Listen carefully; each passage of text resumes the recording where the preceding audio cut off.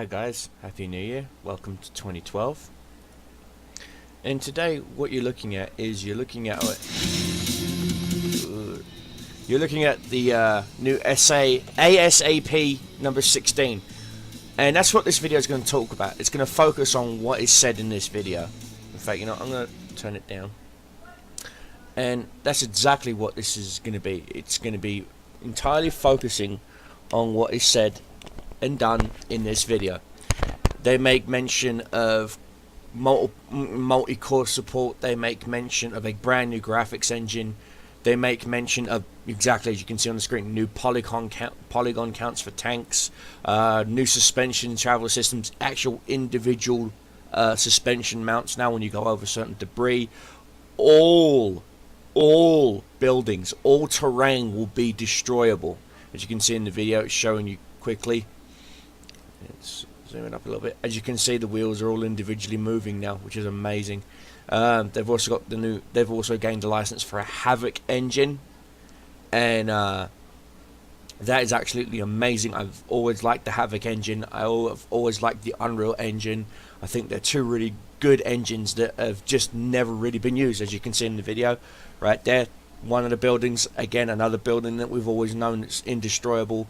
Now you can actually destroy the buildings.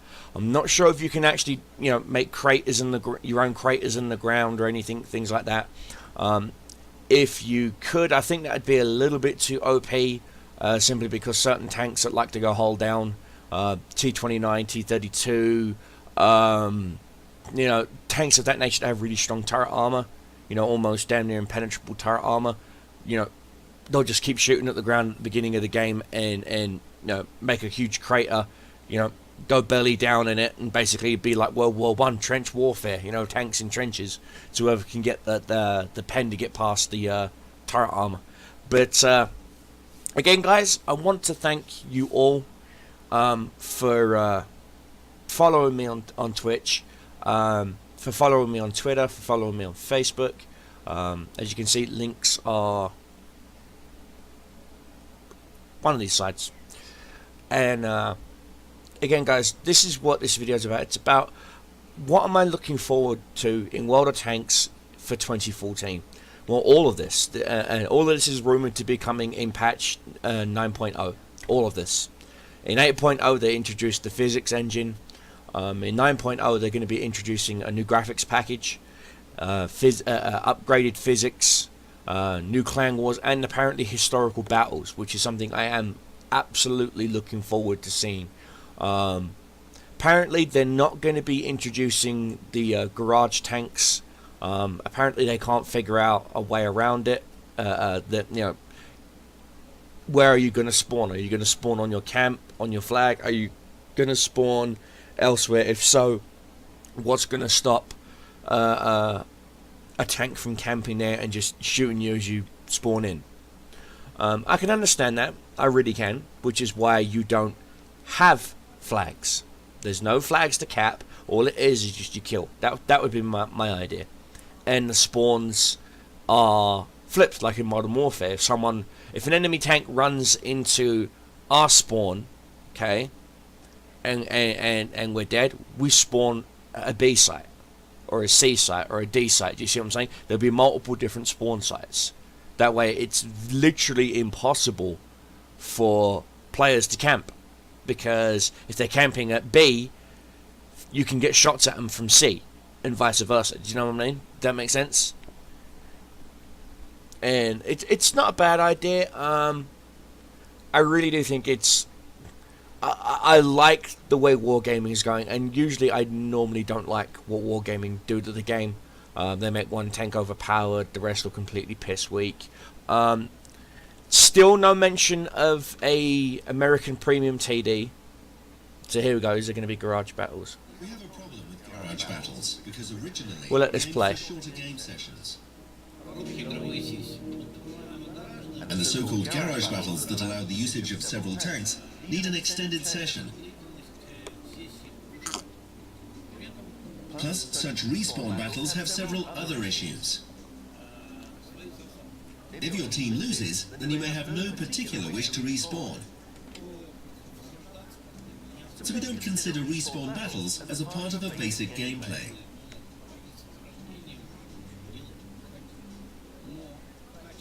But as a high-level gameplay option, well, let's say for tier 10s, we might consider such an option. And once more, talking about historical battles, it may be possible to respawn in them. An option for historic battles could be when there are machines that have greatly inferior characteristics compared to the top tanks, like scout tanks, they will revive and run. And so spot, die, then respawn several times. We've considered this, and there's some chance we will use this revival option. How many new tank branches do you plan to introduce in 2014? Good question. To tell the truth, we really want to introduce an epic tank to the new branches. A tier 10 Japanese heavy. The Japanese have a very clear, reliable heavy tank that would fit somewhere around tier 3. This is where it hurts because they don't actually mention anything about an American premium TD. And they also have a pretty interesting vehicle, the documentation for which was recently found by us, that will perfectly fit into tier 10. And the problem is that the Japanese have no heavy tanks to fit the gap for tiers 4, 5 and 6. My idea would be, why not give them liberated tanks? Liberated American, liberated Chinese, liberated German, because you forget Japan and Germany were pretty tight-knit during World War II. Who's to say that Germany didn't give them some Panzer IIIs or some Durchwagens? Ooh, Deceptive's onto something there. So it'll be hard for us to make a full and solid heavy tank branch. The thing is that we're currently improving the quality of the in-game models, and this will occupy all of the resources that we have, including internal and external ones that we plan to use. So I think that 2014 will bring a long pause in the introduction of new tank branches, but that doesn't mean that there will be less content. Whilst remaking the models, we'll introduce hull leveling, Now this along with suspension leveling. this I don't like. And not all of the latter hulls will be obviously cooler and better than the first one. So basically what they're saying is you buy a base model KV1, upgrade the body, it becomes a KV2. Update it even more, it becomes a KV1S. Update it even more, it becomes a KV3. Update it even more, it becomes a KV4. Do you see what I'm saying, guys? That's what their theory is. You take a base tank and then you keep They will upgrading probably it. decide the role on the battlefield. That's what I'm thinking We'll anyway. either have a heavily armoured vehicle or a more mobile one. We'll try to make these alternative, but more or less equally useful configurations for most of the tanks. Maybe they might actually make the M4 Sherman actually a bit more mobile, maybe? Maybe a base M4 Sherman, go with suspension upgrades, turns it into an Easy 8, go with a hull upgrade, turns it into E2.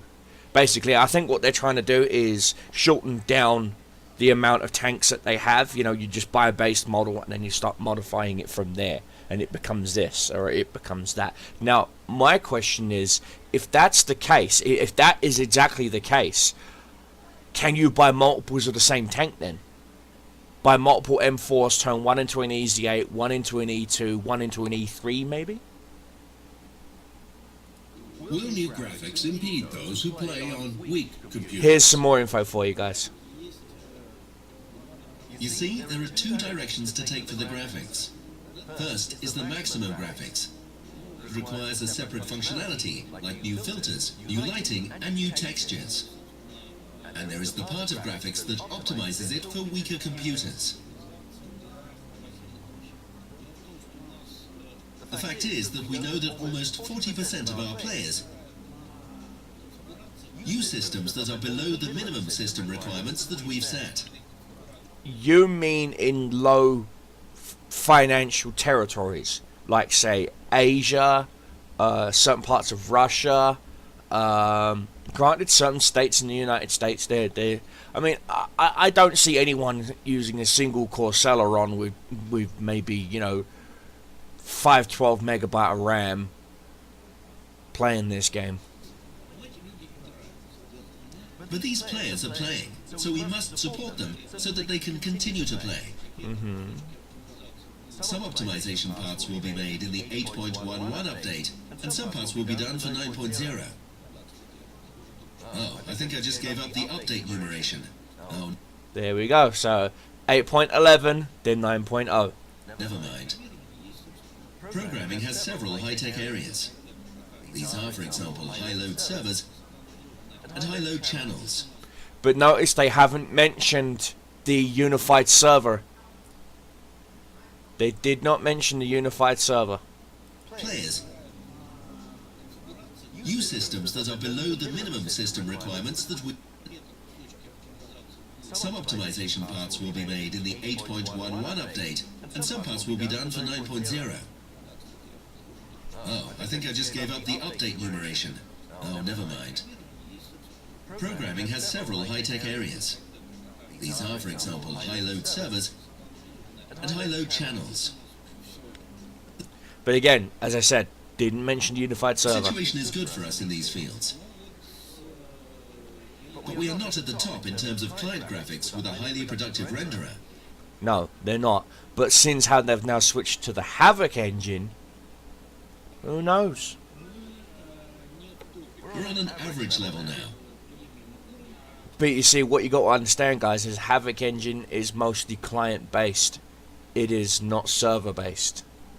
So we may see a restriction on certain mods, maybe? But we want to be at the top.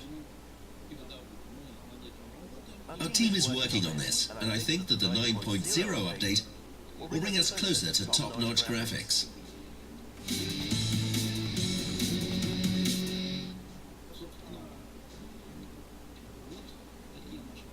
These are our plans for 2014. We hope that this will be a successful year for you. And well, guys, obviously, if you want to see the video, I will post links to the description down below on this video. But most importantly, guys, this is what I wanted to talk to you about. I wanted to talk to you about what they're planning, their direction, where they want to go. And obviously, guys, give me your feedback, okay? Because my channel won't work without your feedback. So don't forget, give me a thumbs up if you liked it. Give me a thumbs down if you didn't. It tells me what video content you want to see, what video content you don't want to see. As always, check the links on the other side of the video over there. There's a link to my Twitter and my Facebook fan page.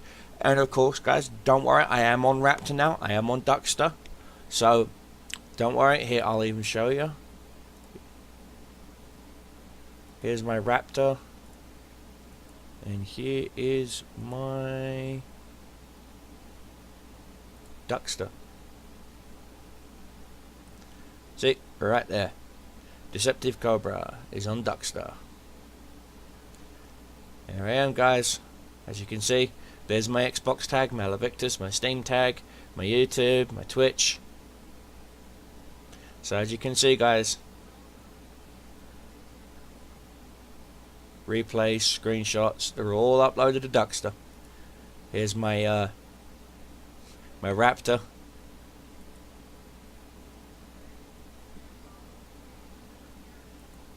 For some reason it always wants me to re-log in every 20 minutes, but here you go.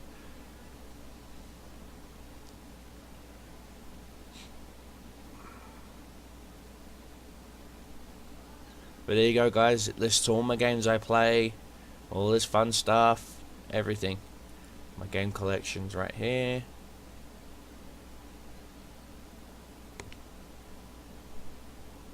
As you can see, I'm on Raptor.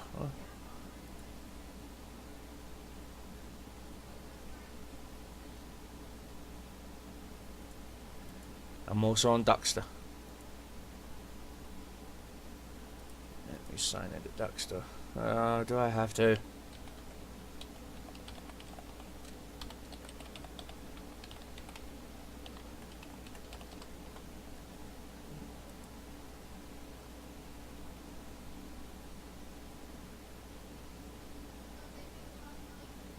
Okay, apparently that was wrong.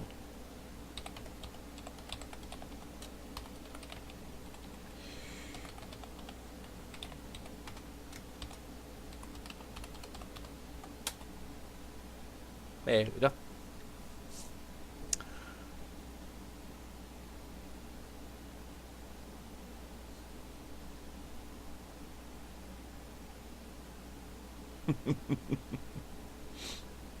But there you go, guys. As you can see, I am officially on Duckster. I am officially on Raptor.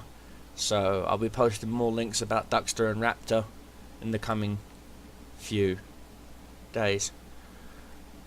And of course, today is the 1st of 2014. This is my very first video of 2014.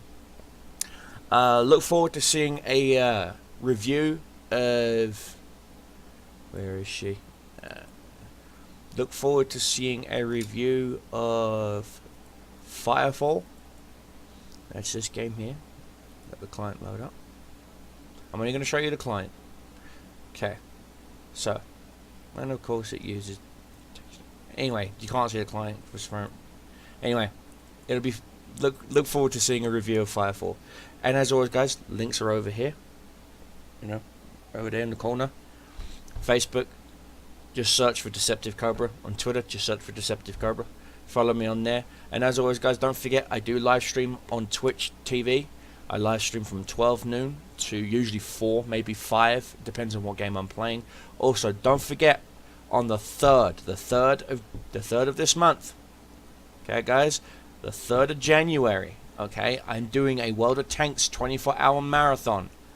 I'll be doing a World of Tanks 24-hour marathon where I'm only playing the Japanese. I want to see how far I can get in the Japanese tech tree within that 24 hours. Okay, guys, so I hope to see you there. I will be platooning with players. I will be doing tank company battles with players. I will be opening up training rooms with players. I will be opening up the questions and answers section. And again, guys, don't forget, you know, if you like this video, give me a thumbs up. If you didn't like this video, give me a thumbs down. It's all good. It's all gravy. Most importantly, don't forget, leave a comment on what you think is going to be going on with World of Tanks. Okay, guys? And as always, stay safe. Have fun. See you on the battlefield. Keep your shells flying. Keep your enemies dying. Cobra Commander is out.